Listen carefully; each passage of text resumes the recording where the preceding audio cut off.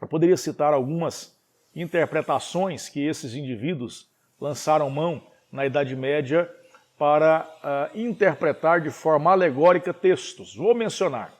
Nós temos aí Jó capítulo 1, verso 1 a 5, como eu mencionei, que Gregório o Grande trabalhava a interpretação, né? Acerca de Jó, dos seus 7 filhos. Ele usa o número 7 de maneira muito substanciosa para fazer a sua defesa, e ele usa essa ideia de números para fomentar a sua visão alegórica desse texto. Nós vamos ter aí também, no Novo Testamento, a ressurreição da filha de Jairo. O indivíduo que trabalha a alegoria tenta utilizar esse texto na presença de umas poucas testemunhas para provar o quê? Aquela chamada confissão auricular privada a um sacerdote. Tentam transpor o texto e aplicam a ideia da alegoria para dizer que precisa ser assim, precisa ser dessa forma, e defendem essa confissão auricular particular ao sacerdote. O chamado sistema levítico é um outro texto que vai ser empregado aí para defender a ideia que cada presbítero cristão era um sacerdote apto para realizar o santo sacrifício no missal ou na missa. Outro texto que está lá em 1 Samuel, capítulo 2, verso 8. Do Senhor são as colunas da terra. E aí a tese de defesa era de que existiam, ou a existência dos chamados cardeais é fundamental para que haja o sustentáculo da base daquilo que o Senhor deu e pressupôs. Outro texto que era usado muito para alegoria, Salmo 8, versos 7 e 8. Usa-se muito essa questão para defender algumas ideias das quais nós precisamos ficar atentos. Essa passagem foi usada por um bispo em Florença, chamado Antônio, segundo ele, para provar que Deus havia posto todas as coisas debaixo dos pés do Papa. As ovelhas são os cristãos, os bois são os judeus e os heréticos, os animais do campo são os pagãos e os peixes do mar, as almas no chamado purgatório. Vejam você a que nível o indivíduo pode lançar mão da ferramenta alegórica para produzir aí ensinamento e para estar tentando cooptar os seus seguidores.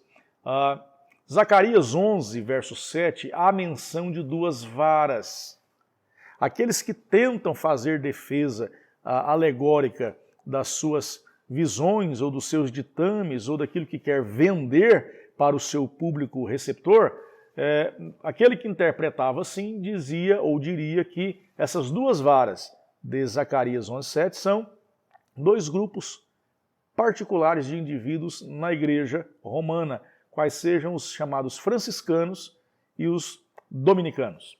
Por fim, Salmo 74, verso 13, nós vamos aprender ali que está escrito: esmagaste sobre as águas a cabeça dos monstros marinhos. Esse texto era ampla e largamente utilizado para defender a expulsão dos demônios, pasmem vocês, através do ato batismal. Na visão desses que alegoricamente interpretavam esse texto, diziam que no ato do batismo, se a pessoa tiver demônios, os demônios serão esmagados, os demônios serão expulsos. Então tem que batizar para expulsar demônio. Pensa em você, a que aventura muitos se lançaram usando a alegoria como sendo a grande ferramenta inspiradora de interpretação bíblica. Muito cuidado. Você que é o intérprete da atualidade, cuidado, cuidado, cuidado. A alegoria, ela pode ser utilizada, mas você deve usá-la com conta-gotas e com conta-gotas certo, com conta-gotas adequado. Nós vamos perceber aí que mais tarde começa a surgir algumas influências que vão mudando um pouco o contraponto. Para quê? Para que se favoreça a chamada interpretação literal do texto. Ora, percebam vocês, nós precisamos entender que a hermenêutica ela demanda de um equilíbrio adequado. Você coloca uma balança e nos pratos dessa mesma balança você precisa fazer com que ambos se equilibrem para que você consiga produzir um texto bom, uma análise adequada daquilo que você está trabalhando. Quando você vai utilizar exclusivamente o literalismo, você vai perceber que alguns textos não comportam ou não suportam uma perspectiva toda literal e uma interpretação toda literal. Vou citar um exemplo de indivíduos que às vezes lançam mão do literalismo de forma equivocada. E um deles foi um dos que mais trabalhou a alegoria, que era Orígenes. Orígenes é um indivíduo que vai, historicamente, sabidamente, se automutilar, utilizando aí a interpretação literal de um texto quando Jesus está dizendo sobre a questão de erros que podemos cometer e que, se partes de nós nos induzem a cometimento de erros, devem ser de nós extirpadas ou tratadas. Olha, se a tua mão te faz pecar, arranca. Se o teu olho te faz pecar, arranca-o. A fala de Jesus acerca desta proposta não é de um entendimento e de uma análise literal. Você não vai decepar a sua própria mão caso esta mão esteja conduzindo você ao pecado. Ou você não vai extirpar ou arrancar um dos seus olhos simplesmente porque os seus olhos têm te permitido ver coisas que deveriam ser ignoradas. Mas este indivíduo resolveu se automutilar porque, lendo o texto, entendeu que aquilo era uma ordem literal a ser cabalmente cumprida. Compreende? Como você e eu precisamos ser equilibrados na nossa análise, na nossa interpretação. A literalidade, ela vai nos permitir, de forma a trabalhar o texto expositivamente, a nos prendermos exclusivamente àquele trato que o texto está tentando trazer. Mas você pode lançar mão de ferramentas para fazer as suas aplicações, das comparações, das similaridades, e, repito, também da alegoria, de forma comedida, de forma pontual, para que possa trazer o devido ensinamento. Mais tarde, vamos perceber que esses indivíduos utilizam tais ferramentas. Lembre-se você, a balança que equilibra a nossa interpretação hermenêutica, ela precisa estar bem aferida.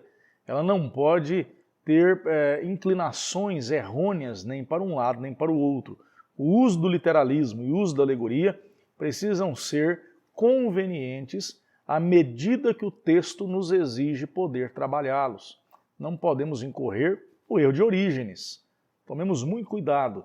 Quando nós estamos aí agora dando um salto um pouco maior para esse período da Idade Média, vale lembrar que quando começa a se trabalhar a forma literal, ela vai se refinando. No período anterior à Reforma, ou pré-Reforma, você vai ter indivíduos aí como John Wycliffe, como Tomás de Aquino, indivíduos estes que estão preocupados em entregar nas mãos do povo, particularmente John Wycliffe, entregar uma tradução das Escrituras no vernáculo comum do povo, na língua comum do povo. Isso se tornou algo muito interessante, todavia, para o domínio religioso da época, se tornou algo de contraponto, algo de rejeição, porque o vernáculo utilizado até então sempre foi a língua latina, o latim sempre foi um vernáculo santo, considerado assim pela igreja dominante da época, mas homens como Wycliffe chegam e querem fazer com que as Sagradas Escrituras pudessem chegar ao público ouvinte de uma forma muito mais palatável. Daí a necessidade, o ensejo, o desejo desse indivíduo de estar traduzindo a Bíblia, tirando-a da língua latina para o inglês clássico. Ele iria então desafiar aquilo que chamamos de hierarquia da igreja para poder divulgar a Bíblia na língua comum do povo. E mais tarde, então, nós vamos ver que alguns indivíduos vão descobrir a importância do sentido literal e ainda usando o sentido literal conseguem ter o contraponto do equilíbrio da alegoria na interpretação, como clássica, e pontualmente eu já mencionei e vou mencioná-lo novamente, Tomás de Aquino, que está situado ali por volta do 13º século, muito influenciado pela filosofia aristotélica, que inicialmente foi questionado pela igreja, mas mais tarde a filosofia ela recebe guarida, ela vai ser bem utilizada.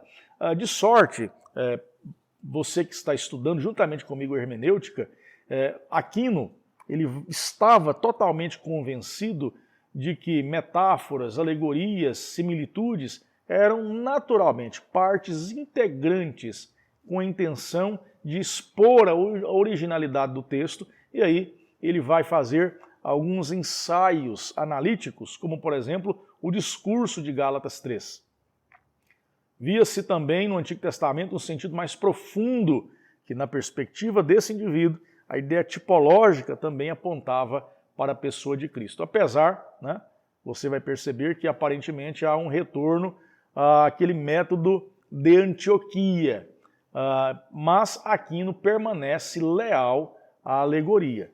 Repito, Aquino ele é leal à alegoria, mas ele lançava mão da premissa literal para também interpretar os textos. Isso para nós é producente, isso para nós é pontual. Daí, em sequência, você vai ver que surge o interesse no finalzinho da Idade Média pela interpretação, guarde bem, gramático-histórica.